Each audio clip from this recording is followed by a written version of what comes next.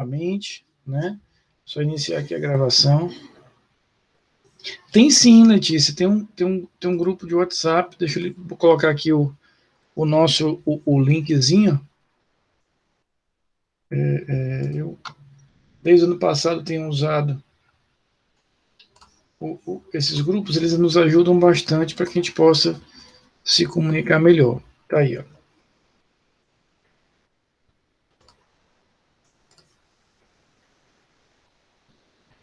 De nada, querido, eu espero lá no grupo.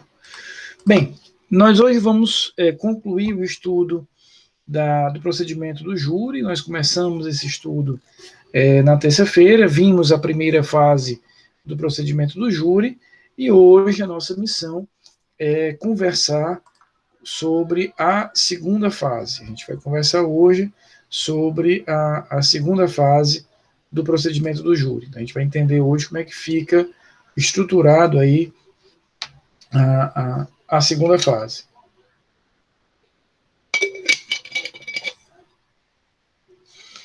Mas eu quero ver a aula de hoje em duas partes. Eu quero realmente dividir a nossa aula de hoje em duas partes. Na primeira parte, boa noite, Paulo, seja bem-vinda, Kleber também. Márcio, não tinha falado contigo, desculpa, seja bem-vindo, Alcides, é muito bom reencontrá-los. Nós vamos dividir a aula de hoje em duas partes. Na primeira parte, e menor, eu quero ver com vocês a sequência dos atos que compõem a segunda fase. A gente vai analisar aqui qual é a sequência desses atos que compõem a segunda fase. A seguir, na segunda parte do nosso estudo, nós vamos nos dedicar à compreensão da sessão de julgamento. Então, aquilo que a gente costuma falar, eu assisti um júri, eu vi um júri, eu presenciei um júri.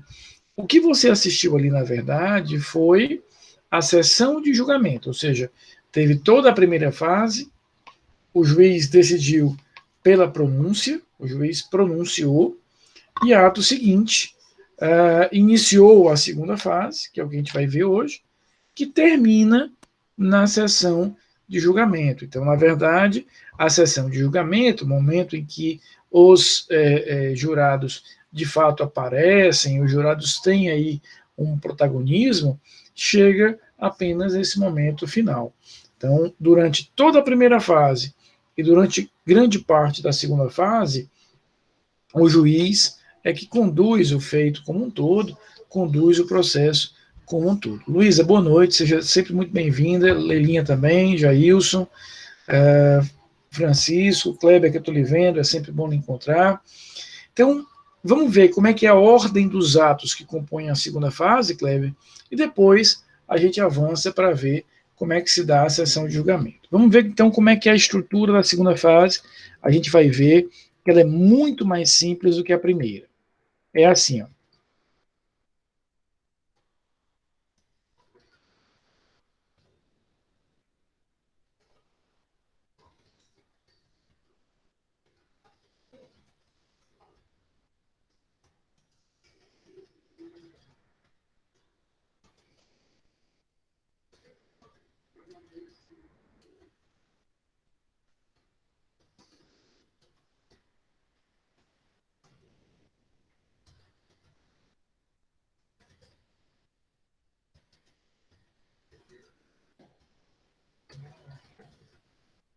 Então, olha como é que se dá aí a estrutura da segunda fase para nós entendermos que ela é muito mais simples do que a primeira. Então, o juiz pronunciou. Pessoal, só um minutinho, só um minutinho, me deem 2 minutinhos, tá bom? Vou desligar aqui, só 2 minutinhos.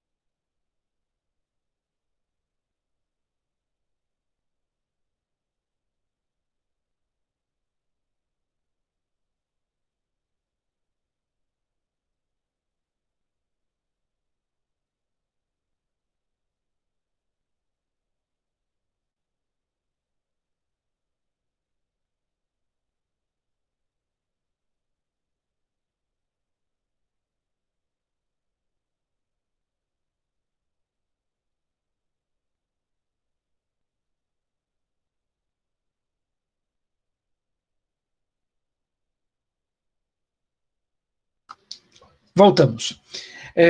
Então, a segunda fase do júri, ela se organiza de uma forma muito simples, né? Como eu escrevi aí no chat, e o juiz pronunciou, o juiz realizou a pronúncia.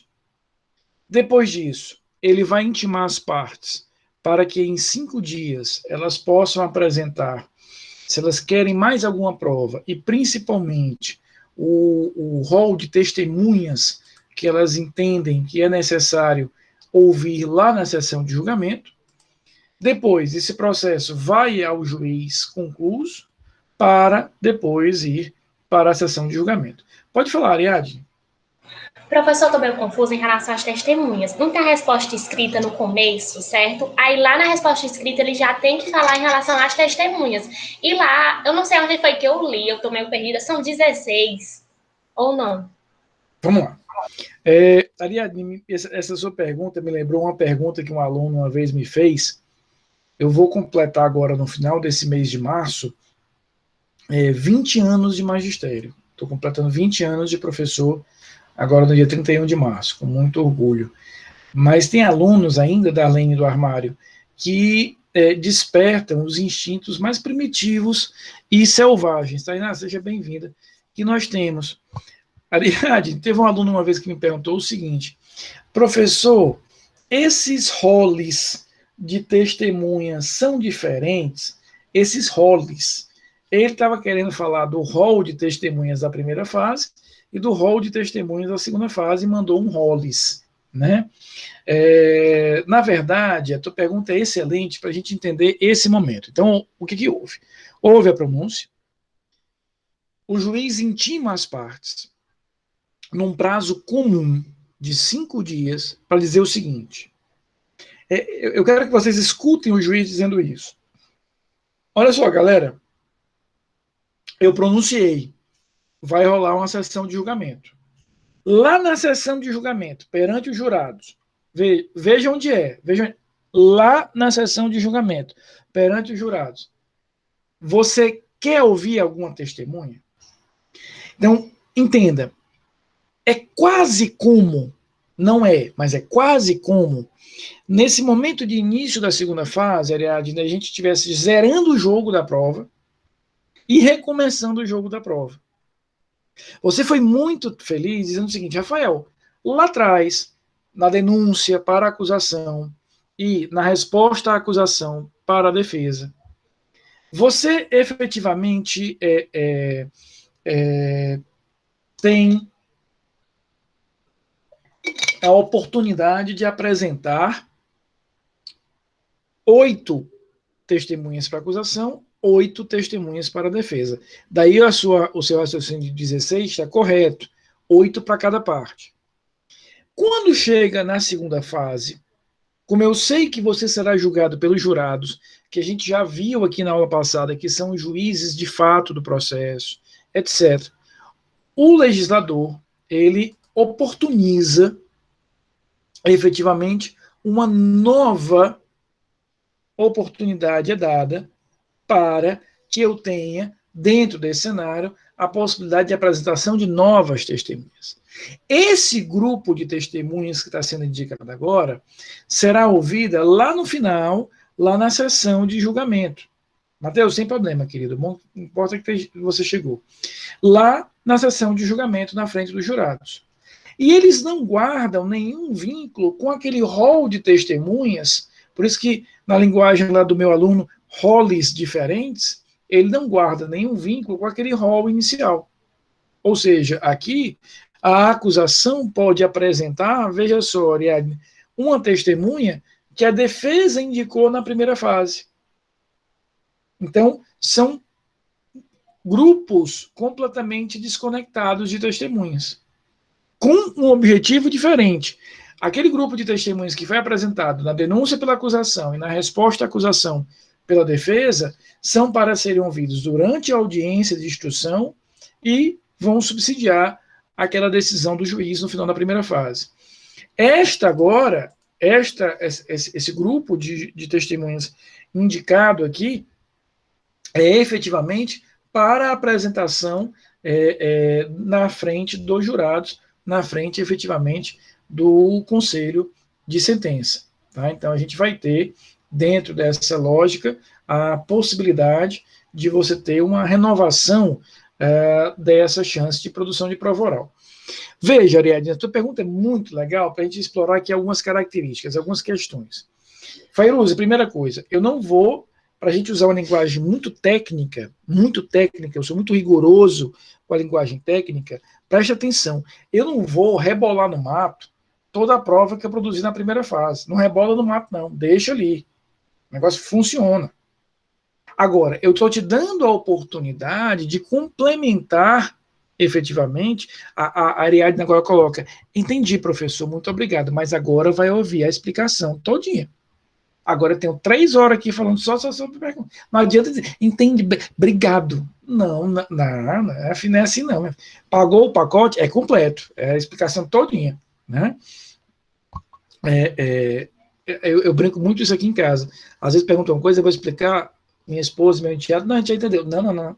Eles estão falando com o professor, é do começo mesmo, explicar. Lá, Adão e Eva, aí você vai.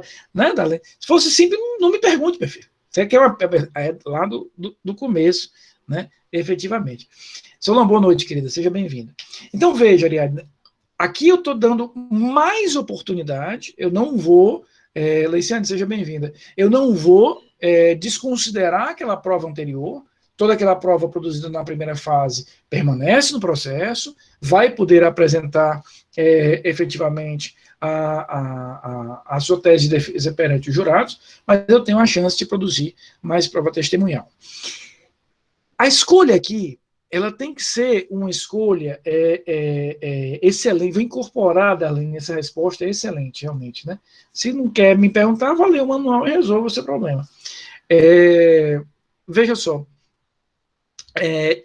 a decisão que a parte vai ter que tomar aqui, Kleber, tanto a acusação quanto a defesa, é uma decisão de importância não apenas tática, mas uma importância estratégica. É uma importância bastante estratégica essa decisão. Por quê? Porque essas testemunhas que eu estou indicando agora, nesse prazo comum aí de 5 dias, é uma testemunha que vai ser ouvida, Fairuz, na frente dos jurados. Então, se ela fala o que você quer para corroborar com a tua tese, massa. Mas ela pode falar outra coisa. Imagina que você apresenta ali, Ariadne, uma tese de negativa de autoria. Aí a testemunha que você indicou chega lá e diz: não, foi ele mesmo. Eu vi na hora que ele atirou, matou só para ver a queda do outro. O que você faz numa hora dessa, Ariadne? A melhor solução, provavelmente, é simular um desmaio. Né? Você simula um desmaio, acorde, o homem aqui está tendo um negócio aqui, está tendo um passamento, teve aqui uma piloura, não sei o que, acorde, e aí pronto. É a melhor solução. Porque, veja, você preparou uma tese de negativa de autoria. Chega lá, a testemunha que você trouxe foi a primeira a desconstruir efetivamente essa tese. Então, é importante que a parte, nesse momento, avalie o quão útil será a participação dessa testemunha na hora da sessão de julgamento. Mas aqui eu tenho uma liberdade probatória, eu não preciso ficar adstrito a repetir uma testemunha que eu já ouvi, ou trazer aquela testemunha. Ou seja, não é que essas 5 testemunhas aqui que eu posso apresentar estão dentro daquele rol anterior de 8, né, que dos 8 eu tenho que tirar 5. Não, eu tenho uma liberdade para trazer até uma testemunha nova. Tá claro? Já tinha ficado claro há meia hora, né? Na verdade, já tinha entendido há meia hora atrás. Estava só me amostrando. Então, veja, tive a pronúncia, tenho aí o ato seguinte, deixa eu só voltar aqui, né? Tenho a pronúncia, tenho esse ato seguinte, que é a manifestação das partes, para indicar aí alguma prova que seja uma prova testemunhal, e depois disso, os autos vão conclusos ao juiz. Leila, o que é isso aqui? Então teve a pronúncia, o juiz ouviu as partes para saber se as partes queriam produzir mais alguma prova, e aí, ato seguinte, nós viemos para o juiz com os autos conclusos. Por quê? O juiz aqui vai fazer um saneamento. O que o juiz vai fazer? Ele vai analisar aquele processo, analisa ali o processo todo. Vai verificar se os prazos foram cumpridos, se de fato a parte foi intimada para apresentar ali o rol de testemunhas, mas principalmente, eu queria a máxima atenção de vocês agora. Veja só, Mônica e Lara. Para que o juiz avance no processo, Arlene, e faça a sessão de julgamento, ele vai precisar observar se houve a preclusão da pronúncia. Ou seja, se a pronúncia se tornou definitiva. Vamos entender um pouquinho como é que funciona isso aqui, Franklin. Quando o juiz pronuncia, nós já aprendemos no finalzinho da aula passada, que ele está dizendo, olha, eu vou julgar esse cara no réu. Desculpa, eu vou julgar esse cara no jurados. Vou levar para os jurados julgarem. Tanto é que inicia a segunda fase que a gente está estudando aqui. Quando ele pronuncia, ele vai necessariamente intimar as partes para a apresentação dessa manifestação e os autos vão para ele conclusos. Por quê? Porque essa decisão de pronúncia, ela é recorrível. Essa decisão de pronúncia, ela é recorrível. Eu posso dela recorrer ao Tribunal de Justiça e ao TRF, conforme eu esteja falando ali de Justiça Estadual ou Federal, e depois a um Tribunal Superior. Então, essa decisão, ela é efetivamente recorrível. Tá? Nada, Letícia, seja bem-vinda de novo. E aí o juiz aqui, nesse momento que ele tem os autos conclusos, ele vai precisar verificar se aqueles recursos contra a pronúncia já foram ou não julgados. Em outras palavras, se a pronúncia já está ou não cristalizada, definida. Por quê? Porque é a pronúncia que vai definir, que vai balizar qual é a acusação. Já te ouço, Letícia. Qual é a acusação que o réu vai responder no júri? Preste atenção no seguinte. Tainá, imagina que lá na denúncia, a denúncia saiu por um homicídio triplamente qualificado. Quando o juiz pronunciou, Kleber, analisando a prova, ele percebeu que das 3 qualificadoras, uma não parava em pé.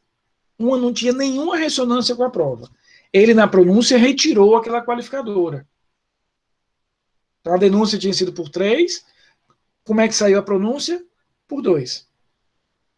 Aí, Darlene, a acusação recorreu para o Tribunal de Justiça. Dizendo, não, tem que manter as 3. Se o juiz, Andiara, realizar a sessão de julgamento antes dos recursos da pronúncia serem julgados, qual é o risco que ele corre? Fazer o júri e amanhã o tribunal disser, o juiz tem que acrescentar outra qualificadora.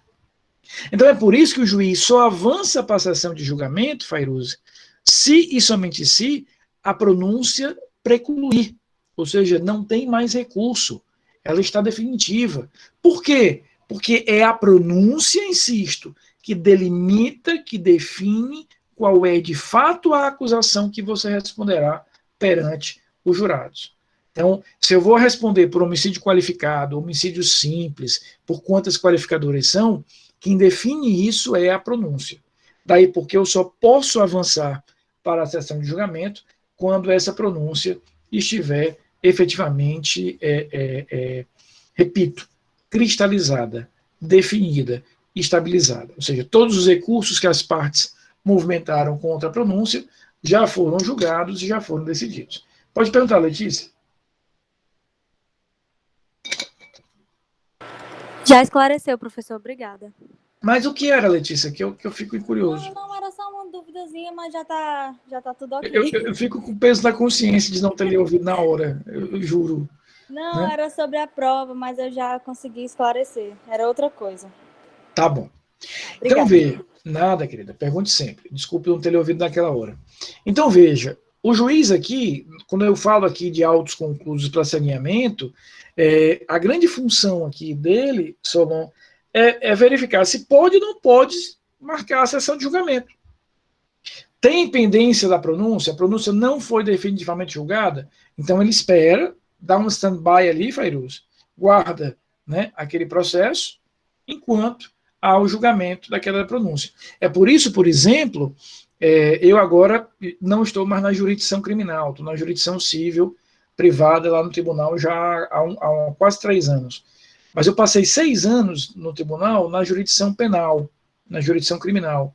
E aí, dentro desse contexto, nós tivemos, efetivamente, uma pressão muito grande do CNJ, Ariadne, para o julgamento dos recursos de pronúncia.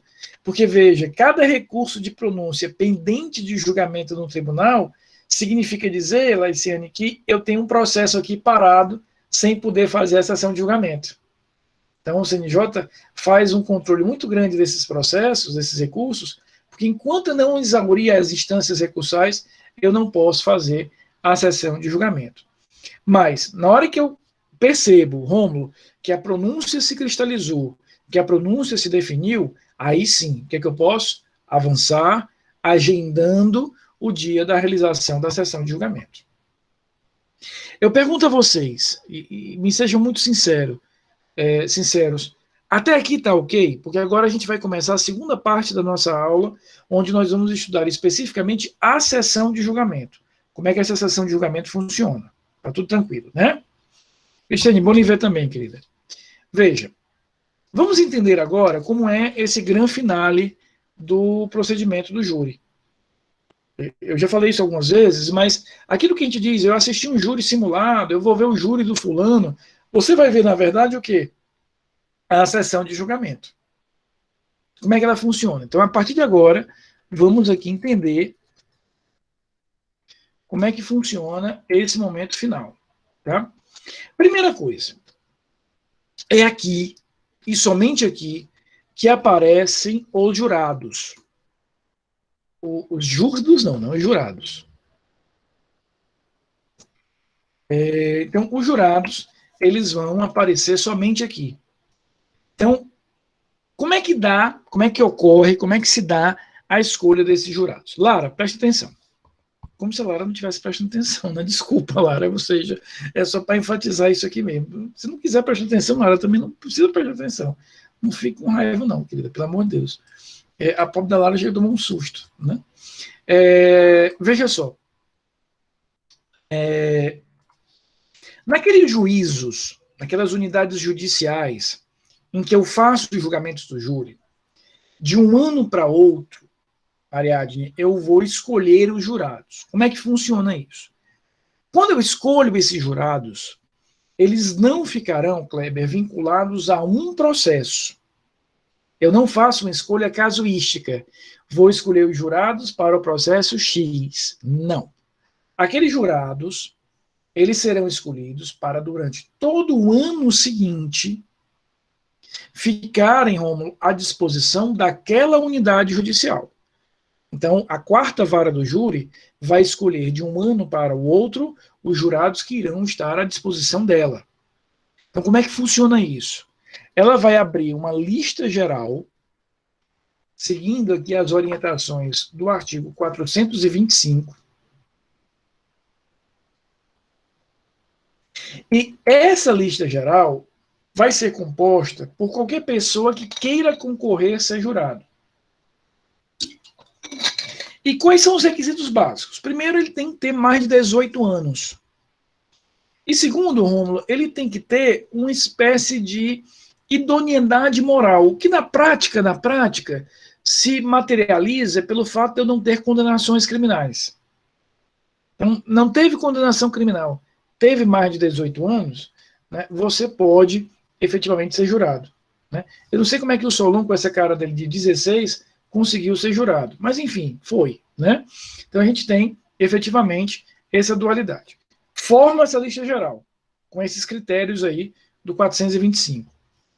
Dessa lista geral, eu vou sortear 25 jurados titulares, mais 25 jurados reservas. 25 jurados titulares, mais 25 jurados reservas. Então, é essa a estrutura que a gente vai ter em relação a isso. 25 titulares, 25 reservas. Essas 50 pessoas, Fairuz, no ano seguinte, elas estarão à disposição daquele juízo. Elas não são sorteadas para um processo, elas são sorteadas para o juízo. Aí elas ficarão ali à disposição, repito, da quarta vara do júri, da quinta vara do júri, e por aí vai. A cada sessão de julgamento, esses 25 titulares estarão presentes na sessão de julgamento, como a gente vai ver daqui a pouquinho, e desse universo aqui de 25 é que eu vou sortear os 7. Daqui a pouco eu digo como é que eu faço isso.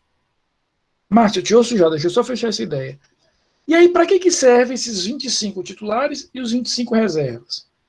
Os 25 titulares, como eu disse, a cada sessão de julgamento, eu vou julgar no dia tal o processo tal, eles estarão presentes. Eu vou julgar no dia tal o processo tal, estarão presentes. Eles estarão durante todo aquele ano à disposição do juízo. Porque é desses número de 25 que eu vou sortear os 7. Para que servem os outros reservas? Servem para o seguinte: eles irão ficar ali em stand-by. Porque se durante o ano, Kleber, um dos 25 titulares morrer, se enfermar gravemente, mudar de comarca, para que o juiz não tenha que fazer uma nova lista geral, que é super trabalhosa, para escolher aquele que vai completar, para a gente usar um Seara em 6, que vocês sabem o quanto eu gosto, que vai inteirar o número, sabe aquela coisa bem Seara? Ei, inteira aí, Má, vai ter que inteirar, Má, o número dos jurados. Eu vou aproveitar essas reservas. Aí, desses reservas, eu sorteio um. Então, imagina, Fairuzo, que durante aquele ano dos 25, um morreu. Como é que eu faço? Ele morreu. Né? Ele vai poder ser jurado? Não, ele morreu. Não tem como. Né? E vocês sabem daquele problema que eu tenho com alma. Então, nem desenvolvamos. Então, dos 25 reservas, eu sorteio um que passará a condição de titular para que eu sempre tenha os 25 à disposição da sessão de julgamento. Mas o que é importante? Para fechar essa ideia da lista geral, ouvir o Márcio e irmos para a dinâmica da sessão de julgamento. Essa a escolha, esse sorteio, ele tem um caráter, está acabando, Cristiane, ele tem um caráter essencialmente administrativo, né? Ele não tem um caráter judicial. Quando eu faço essa escolha, repito, eu não estou pensando num processo, eu estou pensando num ato administrativo para que aquelas pessoas estejam sob a minha disposição. Diga, Márcio, pode falar.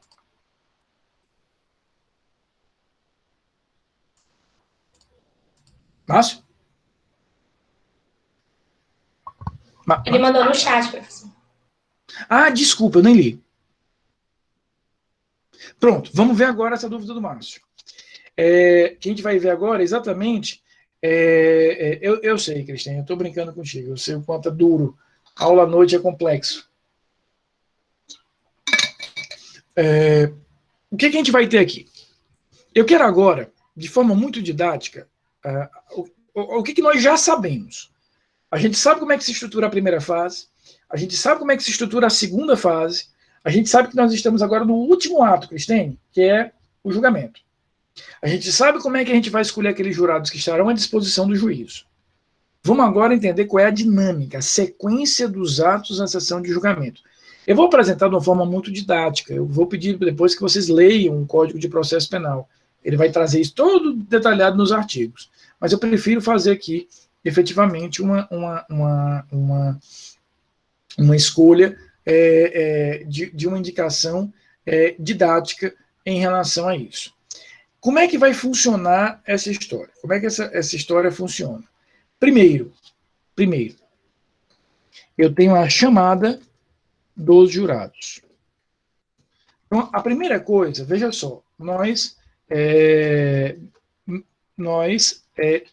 escolhemos fazer a sessão de julgamento. Imagina que a gente escolheu fazer isso amanhã, sexta-feira, dia 5, às 10 da manhã. Então, o juiz agendou para amanhã, né, essa sessão de julgamento.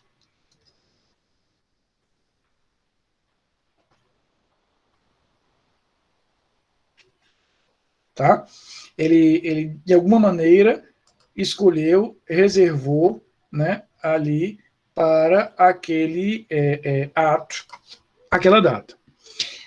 Eu vou fazer a chamada dos jurados, aqueles 25. Por que eu vou fazer isso?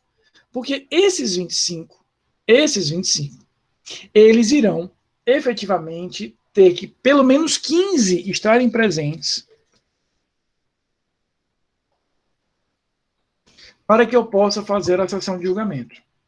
Então, eu exijo a presença de, pelo menos, né, faz muito bem, Cristine. Cristine, fique absolutamente à vontade, né? A rocha, afinal de contas, é quinta-feira à noite. Então, veja, né? Seu marido... Para dormir já, professor. Aí eu já não vou entrar nesses detalhes. Aí eu sou contadora, já estou na fase que trabalho, olha, de 5h30 às 6 da manhã eu já estou... Não fale daquelas 4 palavras, não. Se você falar daquelas 4 letras, eu lhe excluo da sala. Se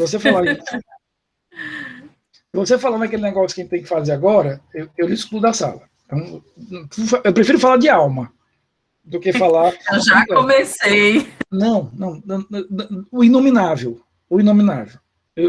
Para vocês terem ideia dessa época, eu prefiro... Eu hoje mandei uma mensagem para o meu contador, né? Eu disse, cara, tem que fazer a declaração de imposto de renda, mas é o seguinte, como semana que vem é meu aniversário, vamos fazer isso só depois? Eu não quero, eu tenho um compromisso comigo mesmo de não pegar negócio de imposto de renda antes do meu aniversário, para pelo menos não ter essa tristeza. Mas, enfim. E o que a gente vai ter aqui? Eu tenho que ter pelo menos 15 jurados.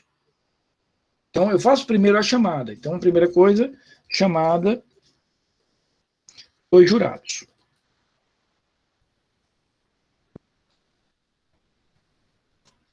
Depois disso, eu vou fazer o sorteio dos jurados. Como é que funciona isso?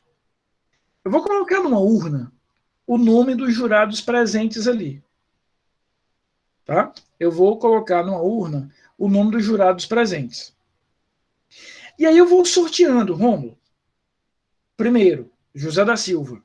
Então, daquele universo ali de 25, eu vou sortear para formar os 7, para escolher os 7. Escolhi o primeiro, José da Silva. Tá? E aí, preste atenção no detalhe, Leiciane. A acusação pode recusar 3 jurados. A defesa pode recusar 3 jurados sem explicar o motivo. Eu posso simplesmente recusar. Por quê? Porque eu não quero. Porque eu não estou nem aí para esse jurado. Eu tenho um ódio desse jurado. Então eu tenho o direito, a acusação e a defesa, de recusar 3 jurados sem explicação. Fora isso, eu posso, Josi, recusar tantos jurados quantos eu, naquela hora, consiga provar, Laiana, que ele é impedido ou suspeito.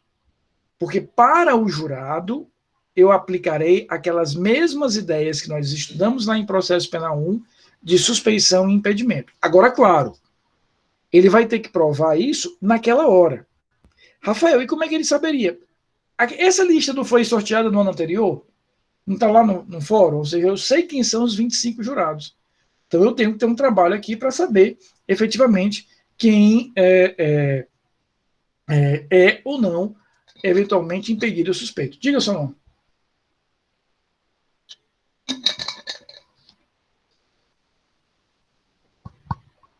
Solon? Diz, Márcio. Perdão. Pode falar, Márcio, depois eu falo. Não, fale, pode falar. Não, assim, as estratégias, né, que o senhor coloca, eu participei um ano na segunda do júri, com o doutor Henrique Jorge Holanda, e a última foi na quinta. Só não posso, perdão, grande magistrado, o doutor Henrique, hoje é desembargador, um cara sensacional. Ele dava aula, e quando ele sabia, impressionante, quando os juízes e tanto MP como Defensoria sabia que tinha alunos do direito no público, né, assistindo, aí eles davam um show. Né? O doutor Henrique, eu não sei ao certo quanto... Ele me falou uma vez, hoje ele é desembargador, mas eu acho que ele passou, 25 anos no júri. 25 anos como juiz criminal. Passei Juiz de júri. Né? É. Não sei como é que ele aguenta, mas ele passou. Então tem uma experiência aula imensa. mesmo. Né? Mas diga. Eles faziam questão de dar aula mesmo, né? Assim, eles se empolgavam. A doutora Valença Aquino também, que eu passei o último ano da quinta do júri, a gente fazia, porque como o professor Rafael estava explicando, eles elegem, cada vara elege, né? Geralmente, a primeira vara, segunda, quarta, sexta, a outra, terça e quinta, depende da demanda. A doutora Valença botava segunda, terça, quarta e quinta, né? Ela queria mesmo bater recordes, né, de júris. E a questão da escolha, nas primeiras vezes, eu não entendia bem, né? E tem muito advogado que vai assistir, como eles chamam, para pegar a mão, né? Eu vou assistir para pegar a mão, porque eu vou pegar um criminal ali, vou pegar um 121 e estou enferrujado. Tal. E eles estão sempre lá se renovando. Enfim, de vez em quando, aliás, teve um período que eu era sempre rejeitado, né? Por uma defensoria, às vezes.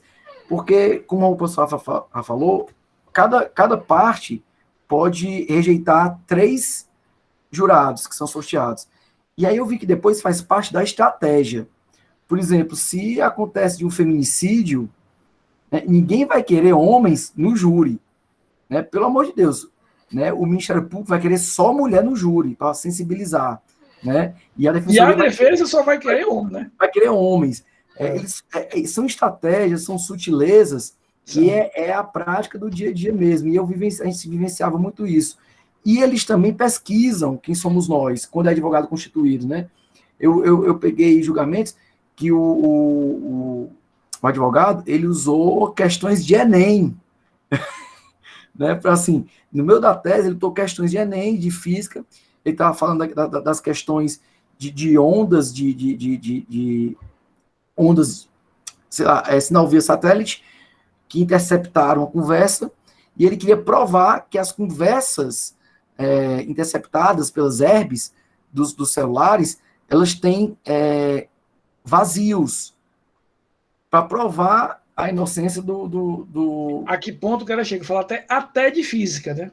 Aí ele foi dar uma aula de física, ele foi falar de física, ele disse, olha, vocês são professores, a maioria, eu peguei uma questão de física que caiu no Enem, aqui tem professores de física, de ciência da natureza, e o que acontece é que vocês devem saber que algumas ondas, alguns sinais, quando se cruzam, eles dão interferência, perdem. Então, assim, vocês não podem estar julgando aqui o meu cliente por essa questão e outra. E ele deu um show de física, o cara, mas assim, né, quando chega, como o senhor falou na última aula, quando leva para o júri, o advogado tem que segurar a onda. É coisa de gente grande. Se levar para o júri, aí, meu amigo, é capaz dele ficar.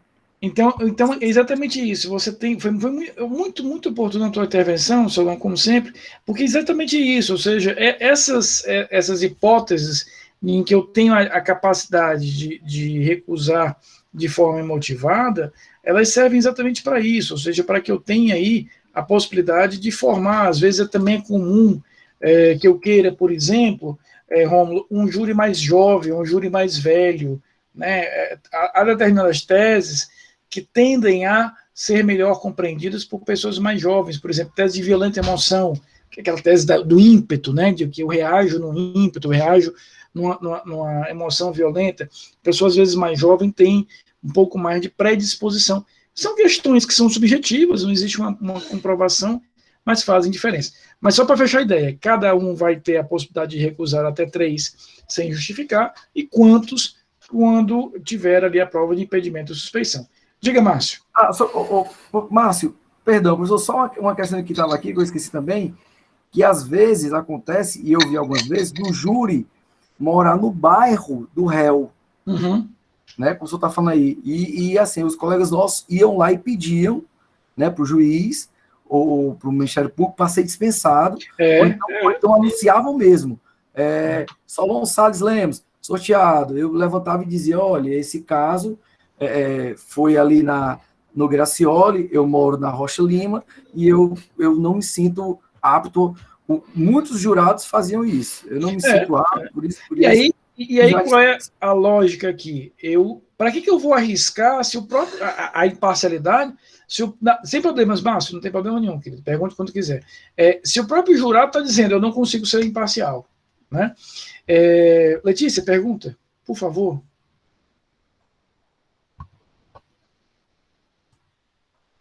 Letícia?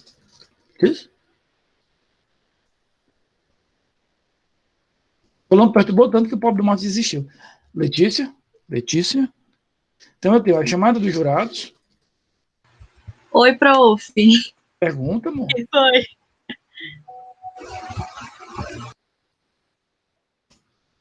É que ela tava com a mão levantada, mas foi sem querer. Foi. Tá bom. Eu tenho uma pergunta, professor. Pô, pergunte, João. Não, acho que não era eu, não. Eu acho que é a Letícia Gurgel. Mas pergunte, João. Não era eu, não. É porque eu estudei um bocado essa parte do júri no direito americano e lá eles têm umas regras de suspeição bem rígidas. Por exemplo, rígidas, questão racial lá. Aconteceu vários casos que estava evidente que um homem negro, no caso, na época do auge dos direitos, da luta pelos direitos civis, um homem negro tinha cometido o crime, mas a comunidade se recusava a condená-lo. Aí acabou que se formou a jurisprudência que existe vários casos onde o juiz pode decretar a suspeição e mandar refazer todo o júri. Aqui existe algo similar? Não, nesse contexto americano, não.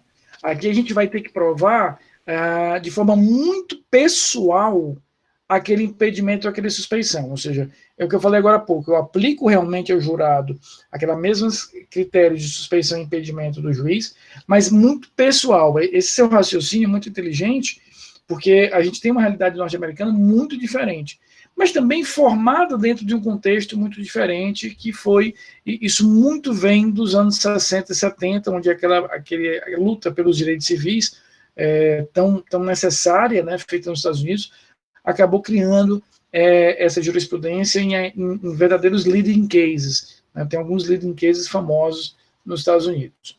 Então, fiz a chamada, fiz o sorteio, vou para o compromisso.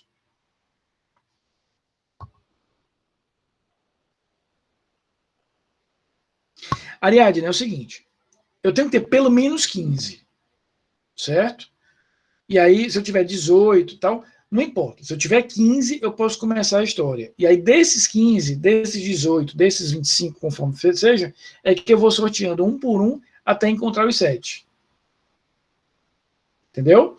Na hora que eu encontro os 7, aí eu faço o compromisso dos jurados. Olha só, o artigo 472 fala, inclusive, como é que o juiz vai cobrar esse compromisso. Veja aí, em nome da lei, concito-vos a examinar esta causa com imparcialidade e a proferir a vossa decisão de acordo com a vossa consistência e os ditames da justiça.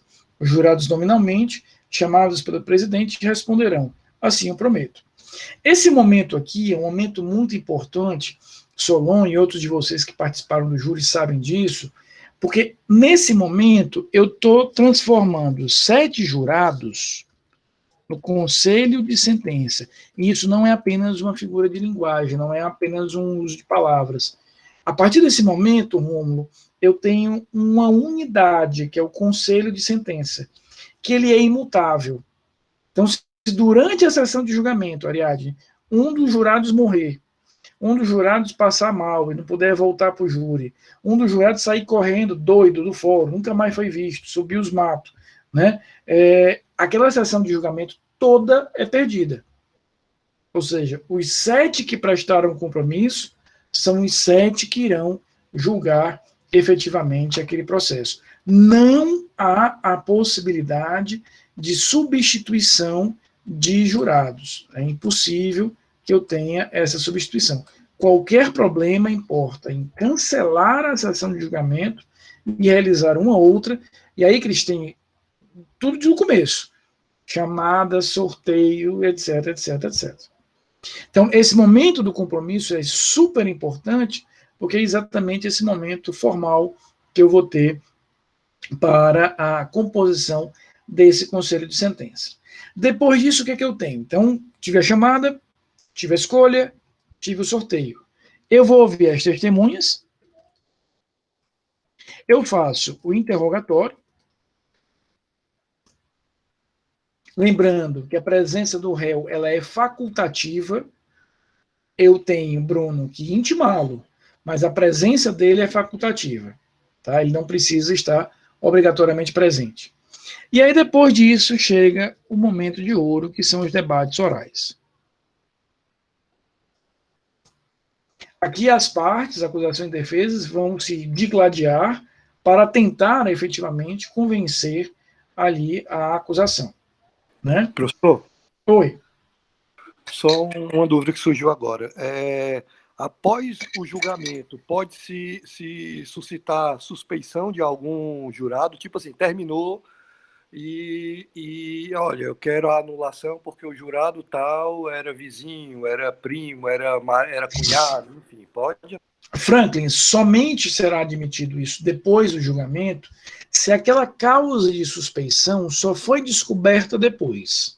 A princípio, lá na hora da escolha, eu tenho que já fazer a impugnação de suspeição e impedimento. Somente seria permitido eu buscar a anulação daquele julgamento, alegando posteriormente uma suspeição e impedimento, se eu descobrir realmente, eu não tinha como ter descoberto antes, foi somente depois que se revelou que havia aquela causa. Aí é possível. Mas, como regra geral, é no momento da escolha que eu tenho que fazer isso. Nos debates orais, como é que funciona? Se naquela sessão de julgamento eu estiver julgando um réu, a acusação vai falar por 1h30, até 1h30, a defesa fala por 1 hora e a acusação fala por 1 hora e a defesa por 1 hora. Espera aí que ficou aqui esquisito. Então, se eu tiver um réu, como é que funciona? Tenho 1h30, 1h30, 1 hora e 1 hora. Se naquela sessão de julgamento eu tiver julgando... O réu 1h30...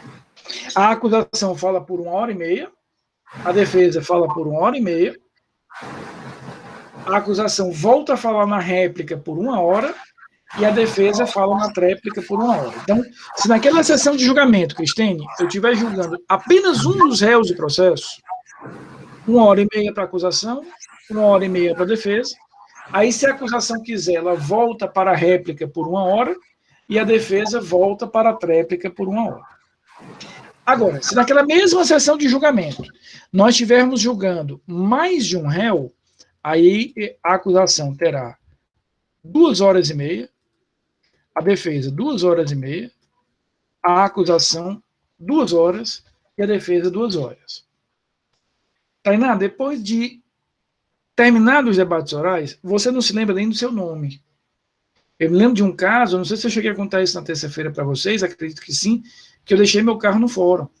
Voltei para casa de táxi. Simplesmente não consegui mais dirigir, de exaustão. Né? Então, se naquela sessão de julgamento, Tainá, eu estou julgando um único réu, a acusação tem até 1h30 para falar. Depois, Kleber, a defesa fala por 1h30. Se a acusação quiser, volta para a réplica por 1 hora e a defesa volta para a tréplica por 1 hora. Uma coisa muito importante, Rômulo, dessa primeira intervenção da acusação e da defesa, ou seja, da primeira vez que a acusação falou e da primeira vez que a defesa falou, não pode existir, Tainá, uma mudança de tese para tréplica e réplica, que isso comprometeria contraditório, ampla defesa, colaboração processual, lealdade processual. Imagina, por exemplo, que a defesa diga assim, olha, a minha tese de negativa de autoria. Aí, quando chega na tréplica, ela diz, não, enganei o besta, minha tese é legítima defesa. Não, não dá para fazer isso, não. Ou seja, eu tenho que definir as minhas teses já nesse primeiro momento de fala. Terminaram os debates orais, aí sim, nós vamos para a decisão dos jurados. Como é que funciona essa decisão? Professor, qual é o momento que você pode mudar de tese? Até o final dessa primeira intervenção. Ou seja, a primeira 1h30 para a acusação, a primeira 1h30 para a defesa. Depois disso, elas se cristalizam. Porque se a defesa mudar depois, ela pode efetivamente vir a surpreender a acusação e tornar impossível a acusação contraditar, por exemplo, aqueles argumentos. Professor, e como é que funciona a questão Só para concluir aqui, Solon, eu posso, Cristine, guardar algum argumento. Eu posso guardar algum argumento, entendeu? Reforçar ali uma prova, reforçar um argumento, mas mudar de tese, não. Diga, Solon, pode dizer, meu amigo. Eu fiz um júri que o tempo dos debates, ele é um só. Mas nós demoramos demais a começar o júri, porque eram, se não me engano, 10 ou 12 testemunhas, né?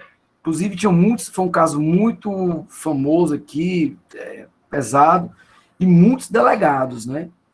E, assim, alguns estavam em diligências, outros estavam muito delegados. Esses delegados da televisão foram todos lá ouvidos como testemunhas e tudo.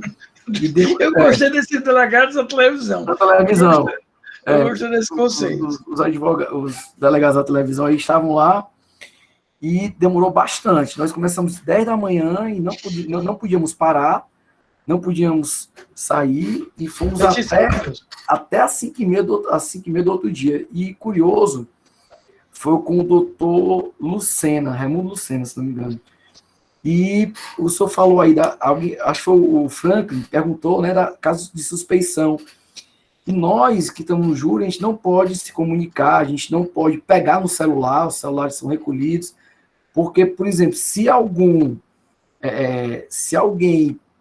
algum júri pega no celular, a defesa pode, na hora, né, pedir a interrupção do júri e alegar... Porque um dos princípios é exatamente a comunicabilidade dos jurados. Comunicabilidade. Aí, se isso acontecer, aí já era. E um colega nosso, uma vez, passou mal, teve uma queda de pressão, a gente parou o júri, ele foi medicado até ele conseguir tentar voltar, a defesa não queria, e aí nos estendemos pela madrugada, né? A juíza disse, não, ele vai ser medicado, nós vamos voltar, ninguém vai parar mais não. A defesa tentou, mas não conseguiu, e continuamos o júri, e assim, é exaustivo, como o senhor falou, né?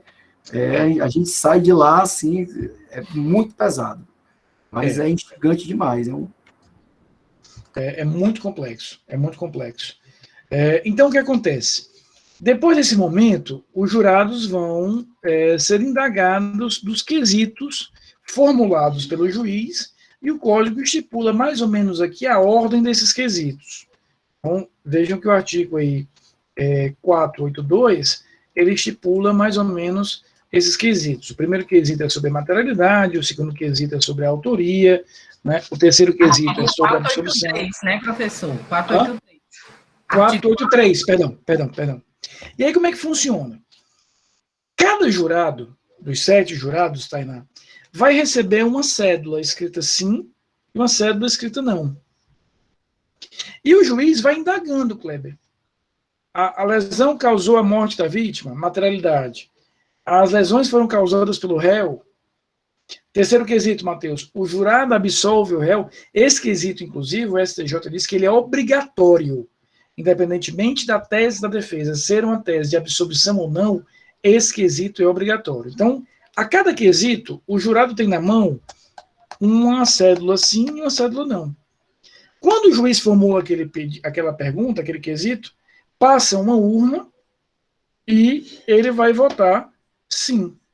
Depois passa uma outra urna em que ele vai votar ali, botar o não como descarte. Ou seja, se o voto dele é sim, só ele vai saber. Então ele vai, não é assim não, Solon?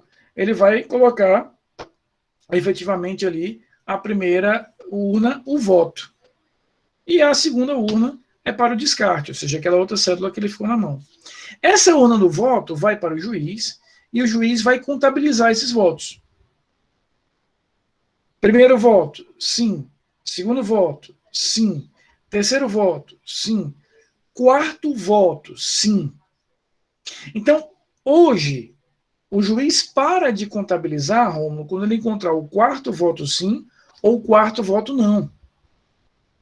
Antigamente, o juiz tinha que abrir todos os votos. E aí, qual era o risco que a gente tinha?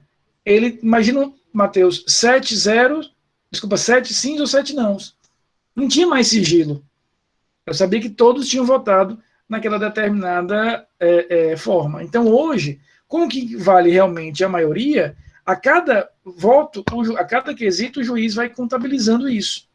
E sempre o que importa é a autoria, sempre o que importa é a maioria, que são os 4 votos. Então, imagina que no terceiro quesito, o jurado absolve o réu, o juiz abre aqui, sim, sim, sim. Ter 4 votos, sim. Acabou. Ou seja, eu já tenho 4 votos dizendo que estão absolvendo o réu, não vou mais nem perguntar os outros quesitos que eu tinha formulado. Os outros quesitos estão prejudicados. É uma dinâmica, João, muito diferente da matriz americana. Porque na matriz americana, os jurados vão deliberar, eles vão conversar entre si e juntos vão chegar a um veredito. Existe um filme clássico chamado 12 Homens e uma Sentença, que é muito interessante, é um filme clássico, vocês já devem ter visto, que mostra muito bem essa dinâmica da tomada de decisões do júri americano. No nosso júri é muito diferente, né? Professor. O meu professor, que me ensinou a questão do direito penal de lá, ele me disse que um dos casos que definiram a política do gridlock, os jurados ficaram 14 dias na sala, sem entrar em consenso. Porque há determinadas matérias que exigem o consenso. Nem sempre se exige o consenso. Você pode ter a maioria, mas há determinadas matérias que exigem esse consenso. Normalmente as que envolvem pena de morte. Second degree murder. Exatamente.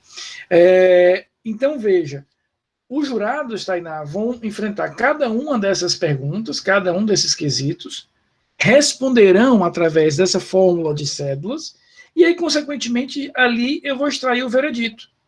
Eu vou extrair o veredito que eles absolveram, ou vou extrair o veredito que eles condenaram, reconhecendo, por exemplo, 3 qualificadoras, 2 qualificadoras. E aí o trabalho agora é do juiz.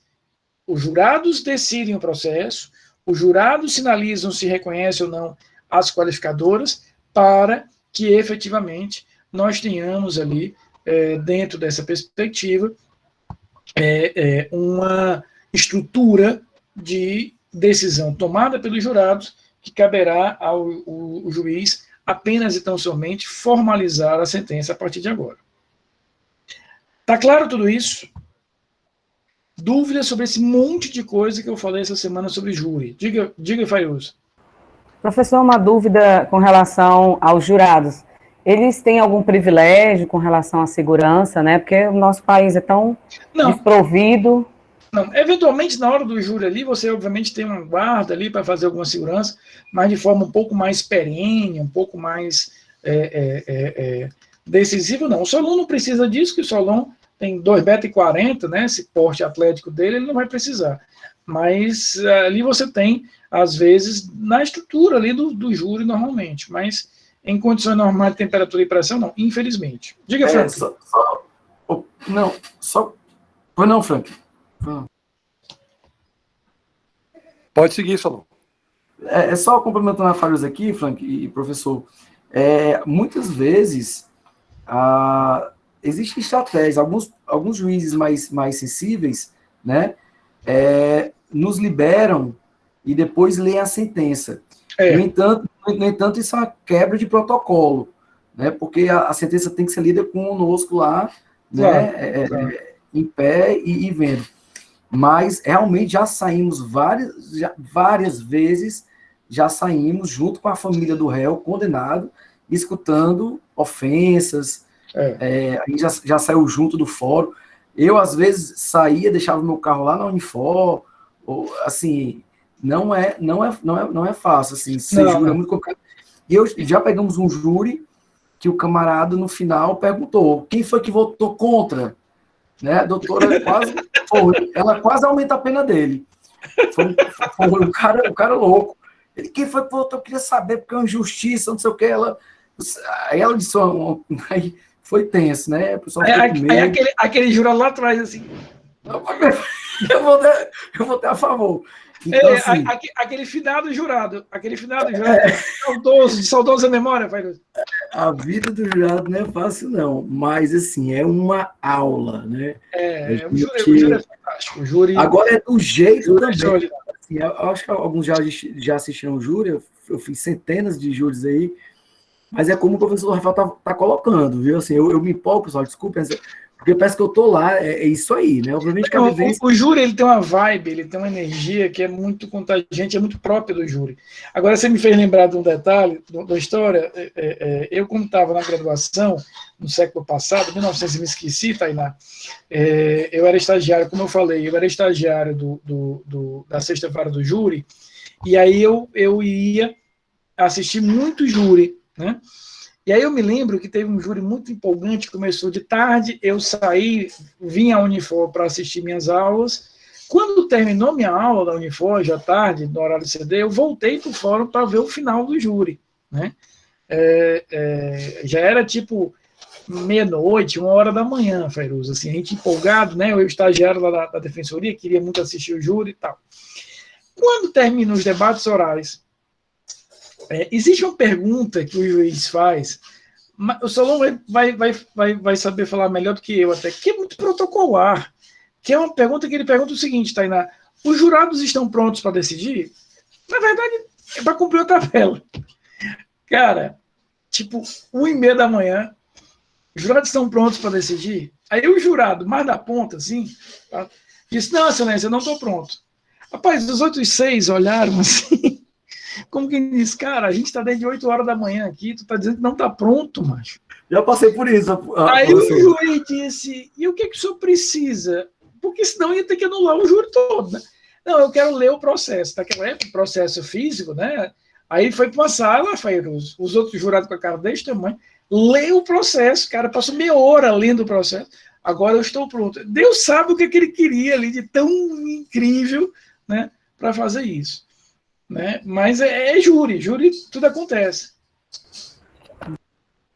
Existe um caso terrível aqui na história do Tribunal de Justiça do Estado do Ceará, de uma juíza, isso tem muitos anos, eu acho até que ela já até faleceu, que na hora do júri, a defesa apresentou um pedido para adiamento, porque o réu era cardíaco, e ela disse que ele não ia adiar, que ia fazer o júri, e o réu morreu na hora do júri, teve um infarto e morreu na hora do júri.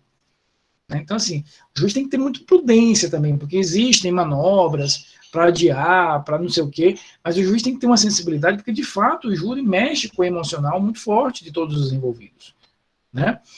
Não dá para montar uma UTI lá, não? Dá não, aí tá nem demais. Queridos, um ótimo resto de semana para vocês. Veja, Luísa, não há previsão expressa, mas a dinâmica é muito complicada, é diferente de uma audiência, né? Eu particularmente não vejo como você conseguir fazer isso tudo por videoconferência hoje, com a tecnologia que a gente tem hoje, sobretudo em relação à incomunicabilidade dos jurados, em relação à própria decisão dos jurados.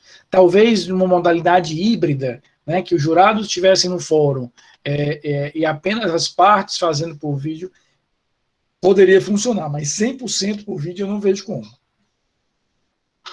Diga, Franklin. Professor, com relação às defesas e a acusação, tá?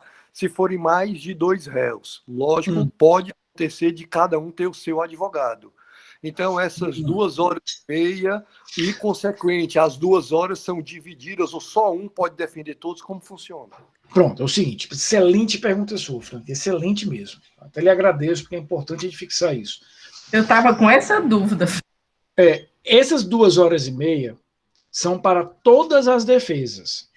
Então, o código diz o seguinte, que os advogados precisam se combinar para ver quanto cada um vai falar, e que se eles não chegarem a um consenso, o juiz vai dividir esse tempo.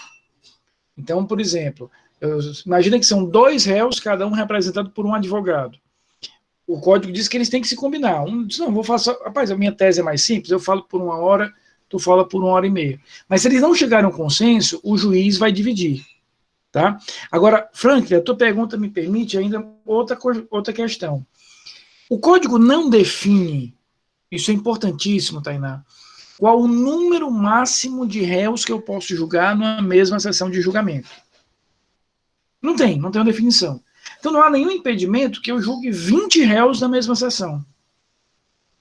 Vai depender muito de esses réus são definidos pelo mesmo advogado ou cada um tem seu advogado. E principalmente, esses réus têm conflito de teses? Porque imagina, Rômulo, que eu tenho 20 réus sendo julgados, mas todos são representados pelo mesmo advogado e a tese é a mesma, negativa de autoria. Então não há grandes problemas. Mas às vezes eu tenho 3, 4 réus que são teses conflitantes, um está dizendo que foi o outro que matou, cada um com o seu advogado. Veja, imagina que eu tenho que fazer um julgamento de 5, 6 réus, o prazo é o mesmo, 2h30, e as teses são conflitantes. Então, nesses casos, o que pode acontecer? O juiz pode resolver, para garantir a ampla defesa, desmembrar em várias sessões de julgamento. Ele faz uma sessão de julgamento para 2 réus, faz outra sessão de julgamento para 2 réus, faz outra sessão de julgamento para 2 réus. Não existe uma regra única. Aqui é o juiz que vai ter que avaliar no caso concreto para saber até que ponto aquela realização de júri não comprometerá a ampla defesa. Então, veja, eu posso perfeitamente julgar 20, sem grande esforço, a mesma tese, mesmo advogado, e posso ter dificuldade, por exemplo, de julgar 3 na mesma sessão. E aí isso pode obrigar o juiz a seccionar. É um processo único, mas ele vai efetivamente dividindo em várias sessões. E aí cada sessão dessa tem tudo isso que eu falei para vocês. Chamada, sorteio, compromisso, testemunha e por aí vai. Tá claro? Professor, ainda sobre os jurados, tá? A suspeição e o impedimento. É só nesse momento inicial. Inicial. Salvo naquela outra sua dúvida. Ou seja, se eu descobrir depois. Mas, a priori, é naquele momento inicial do sorteio que eu tenho que fazer a impugnação. Não, tudo bem, que eu estava imaginando que durante todo o sorteio, em algum momento, poderia acontecer. Então, é só lá no início. Lá no início. Na hora que eu sorteei João da Silva, se eu tenho impedimento ou suspeição, eu tenho que declarar nesse momento. Ok, perfeito. E com relação a esse caso aí que o rapaz perguntou quem foi que votou contra, eu soube aqui que o Solon disse, eu não fui. O bicho é esperto. O bicho é esperto. Solon é espertíssimo. Queridos, mais alguma coisa? Professor, no caso aí, quando são 2 advogados e eles combinam o tempo, vamos supor, você vai ficar com meia hora, eu vou ficar com 1 hora, e o primeiro não respeita o tempo, começa a passar... O juiz vai intervir. O juiz interfere, né? Isso é estabelecido, ou na hora o segundo tem que pedir? Não, o juiz tem o dever de interferir, porque o juiz é o presidente. E por que ele tem que interferir, Andiara? Porque se ele não interfere, ele pode gerar uma situação em que o réu vai ficar indefeso. E aí ele vai gerar uma nulidade. Então, eles têm que dizer quanto tempo cada um vai fazer. Eles vão informar o juiz. Até porque se eles não chegarem, o juiz vai ter que resolver isso. Perfeito. E por que o juiz tem que estar atento? Porque é uma questão de ordem pública, a questão da defesa, né? Certo. Queridos, um ótimo resto de semana para vocês. Muita paz, muita tranquilidade, muita fé. O momento é difícil, mas a gente vai sair do outro lado bem, né? Vamos vencer isso juntos. Se Deus quiser, na próxima terça-feira a gente se encontra. E eu desejo um ótimo final de semana de saúde, paz, tranquilidade para vocês.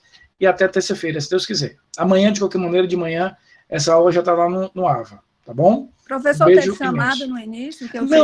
Não. Eu vou fazer chamada só semana que vem. Essa semana eu estou com preguiça. Tá, ok. Tá ótimo.